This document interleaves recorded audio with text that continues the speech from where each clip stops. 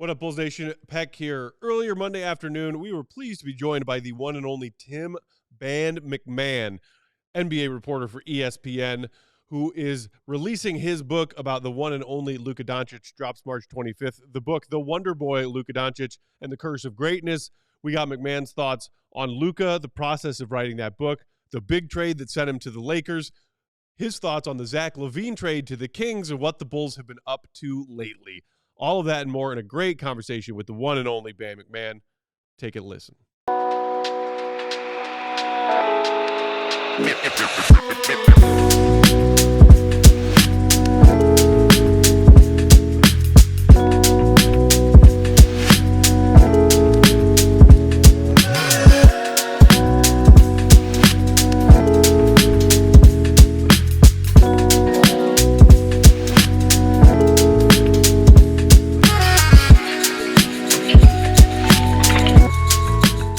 Joining CHGO Bulls now on that Hooters Hotwing Hotline, NBA reporter and writer for ESPN, a regular on one of my faves, the Hoop Collective podcast with Brian Windhorst, and author of the brand new book, The Wonder Boy, Luka Doncic, and the Curse of Greatness, which drops March 25th. Please welcome to the program the one and only Tim Band McMahon. Tim, how are you, man?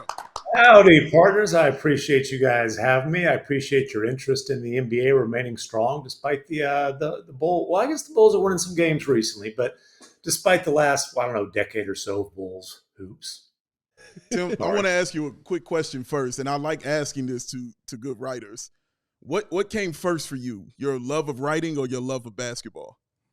Definitely the love of basketball. Journalism was a way for me, probably like you guys, I would think.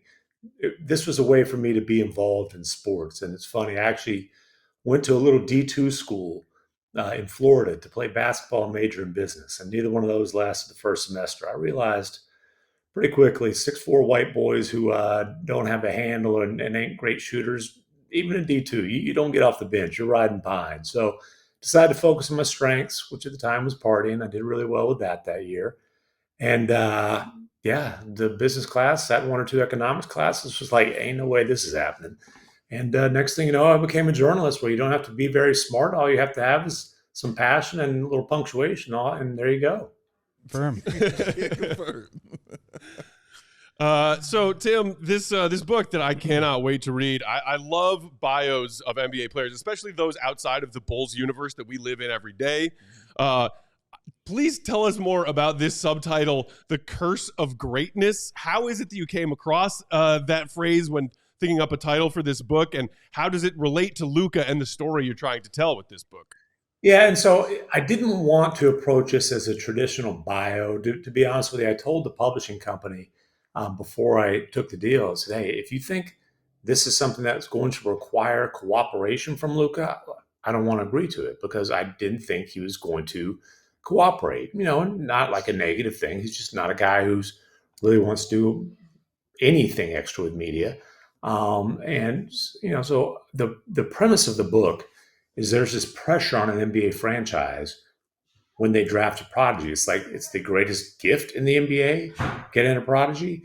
And the curse is there's this constant pressure. It is a build it or they might leave type of curse. And, the Bucks have been dealing with this for years. I mean, going all the way back to the Luka draft, the last guy in that draft was Kostas Antetokounmpo, who the Mavericks took. They had three guys in that draft, Luka, Jalen Brunson, and one of the Antetokounmpo brothers. Why'd they do that? Because they were trying to get in with Giannis in case he ever wanted out of Milwaukee. I mean, obviously, the way things played out the first time in Cleveland with LeBron, with Katie, we can go on and on. So this book really explores all the twists and turns and drama and dysfunction and, frankly, massive missteps that the Mavericks made, and yet still managed to successfully build a contender around this generational talent. The book was ready to roll, put to bed, and then, just after midnight in the wee morning hours of February 2nd, where I was in Cleveland, they traded him. Not because he asked for it, certainly didn't force it, didn't want it, didn't have any clue it was coming.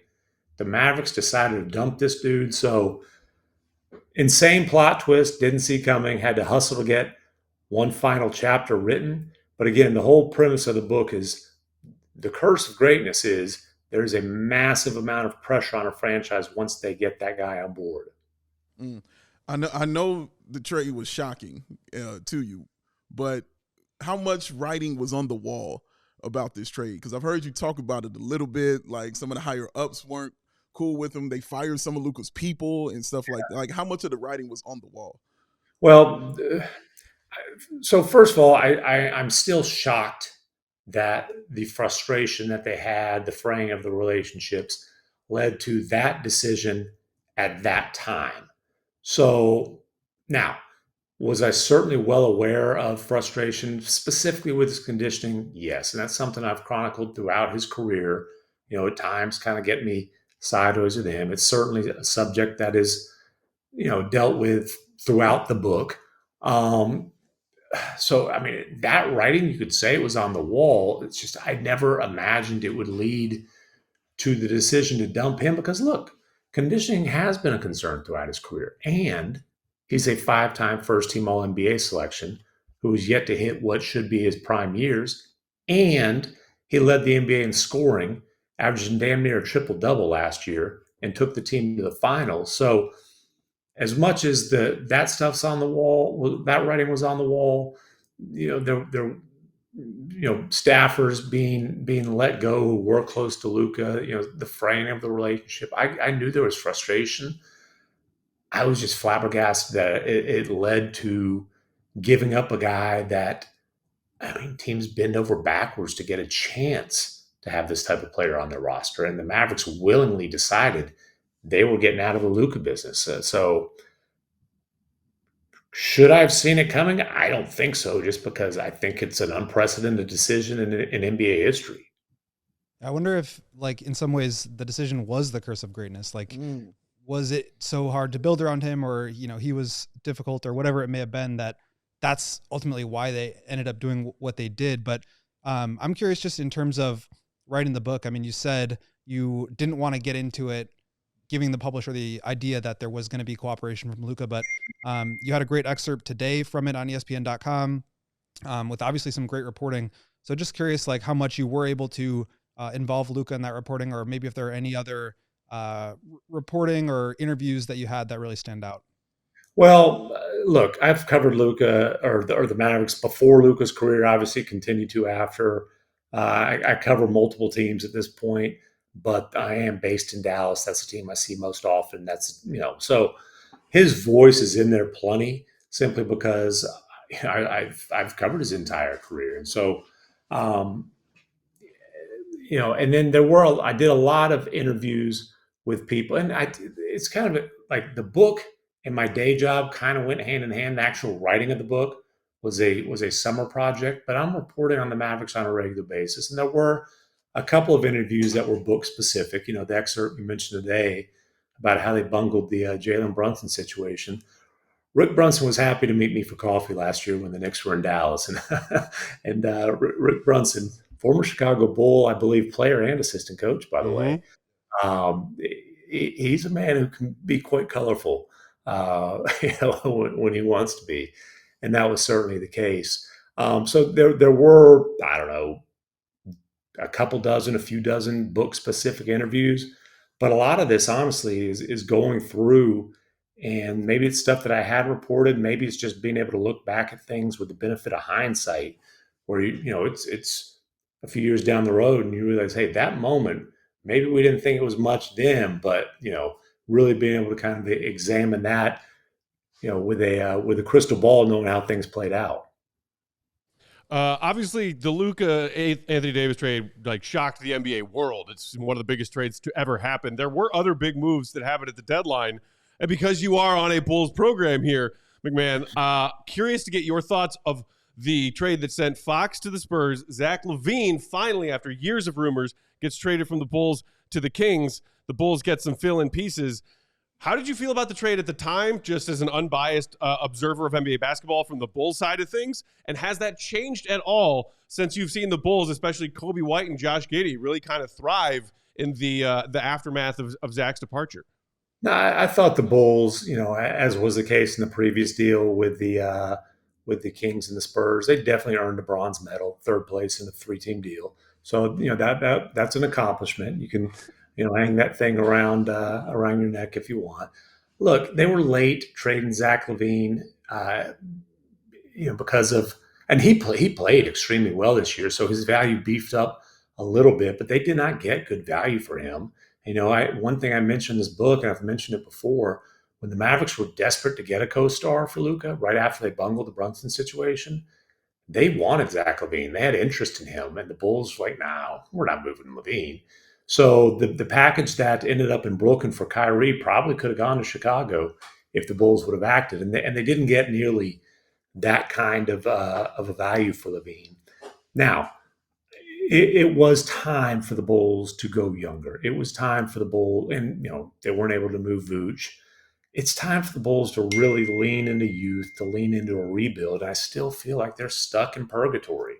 They're not bad enough to really benefit from being bad, but they're not nearly good enough, and they're not like rising to give you hope that they're about to turn a corner and become anything close to a contender. And in this deal, they got back their pick from the Spurs, but it was a top 10 protected pick. Like, they were probably going to keep that unless they really screwed things up, which honestly I thought they would most of the season. I thought they'd screw it up and land 11th. But unless they really screwed things up, they're going to have that pick this season anyway. So it's not like, again, third place ain't terrible. Speaking of getting that value back, let me ask you about Josh Giddy and what you thought of that trade, the straight-up trade for Alex Caruso. I'd like to say they didn't maximize, their value for getting it. And I kind of feel that way about the Luka trade in the same kind of way, that they didn't 100%. truly maximize it. But just your opinions on those trades and on Josh Giddy and his play. Yeah, and look, the Luka trade is a different deal because I just wouldn't have traded the guy, period. But you're absolutely right. They didn't maximize it, and they didn't maximize it because they insisted on it being this secretive process, and they didn't, solicit other bids. And Caruso was a coveted role player. And they had offers from teams for a couple first before last year's trade deadline. Now, okay, you really want to Giddy. That's fine. You still have leverage because Caruso is the exact kind of player that Sam Presti coveted, and Presti has more picks than he knows what to do with. When you make a trade and the initial widespread reaction around the league is how many picks did you get? And the answer is 0. You probably didn't make a great trade. And that's obviously what happened in this case. And look, even if it wasn't going to be a first, even though, again, the Thunder have first coming out their ass. Like, they don't know they literally have more first than they'll have roster spots available over the next, 5 or 6 years, even if they let everybody go. They've also got like 1,000,007 second round picks. They gave up 5 second rounders to get a late first this year for a dude named Dylan Jones. You couldn't have gotten at least a bundle of second rounders along with Giddy. So whatever. Now, we'll see. Giddy's got a chance. The thing with Giddy, he was just a bad fit in OKC because he can't play off the ball. He has to have the ball in his hands. You weren't going to have the ball in your hands if you're playing next to SGA and then even Jalen Williams. In Chicago, he can have the ball in his hands. He's playing well now. You're seeing that. I do question, though, if he's your primary facilitator, if he's your primary initiator, how high can the ceiling of your team be? Because typically your primary guy has got to be at least an all-star, if not a superstar, to have the chance to do any kind of significant damage. And I think Josh Giddey's a pretty good primary facilitator. Do us a favor real quick and just tell AK that, the Bulls head of basketball ops, we'd appreciate it. Because he believes in the 9 to 10 good players philosophy. Yes, the famous philosophy of 9 to 10 pretty goods equaling a title that we have seen never. Exactly 0. Never. Like, don't even talk to me about the freaking who is Chauncey Billups on this team? Who's Rip Hamilton? Don't talk to me about those Pistons. Like, if you don't have all-stars, you have, a late lottery pick. You're a potential play-in participant. I know Goat has. I want to see there's a lot of room for banners up there now that you have that little concert in the arena. Oh my God! Well, they can put some play-in participation ribbons up there now. Couple What of was them. that? They've got a couple. I know Goat wants to get some dirt from you on our pal Mark Stein, but before that, just one last question. You mentioned the word purgatory, which is a triggering word for Bulls fans. Some of us believe that they are stuck there and will continue to be stuck there. Some see this recent streak as, hey, maybe we got something cooking. Your colleagues, Bontemps and Kevin Pelton, just co-wrote an interesting story on ESPN about this big tanking problem in the NBA, how it's as bad as it's ever been this year and probably again next year, and some ideas on how to fix it. If you're the Bulls, do you think they bungled this because they should be in the Cooper Flag sweepstakes and probably should be in the, whoever it be, Boozer or otherwise, in the 26 sweepstakes? Like, what do you make of this whole tanking situation the league is facing? Well, one, it's absolutely an epidemic, and I'm all for trying to figure out solutions so teams aren't incentivized to be just absolutely awful, especially at this point of the season. So honestly, the NBA, the competition committee, they've got to figure this out. It's a terrible product. It's not fair to people who are buying tickets. But if you're running a team, like, yeah, if you're consistently mediocre or a little bit less, you have to bottom out. You can't just go from mediocre to great unless you're on the way up. If you're stuck there, you've got to bottom out so you can get the kind of talent that can let you rise. And the Bulls are just stuck in the middle, or like the bottom part of the middle, like the butt of the NBA if you look at it anatomically. So yeah, they've got to figure out a way to get high end talent in there, and that's really the only way. And honestly, like the Vooch trade, Vooch he's a pretty good player.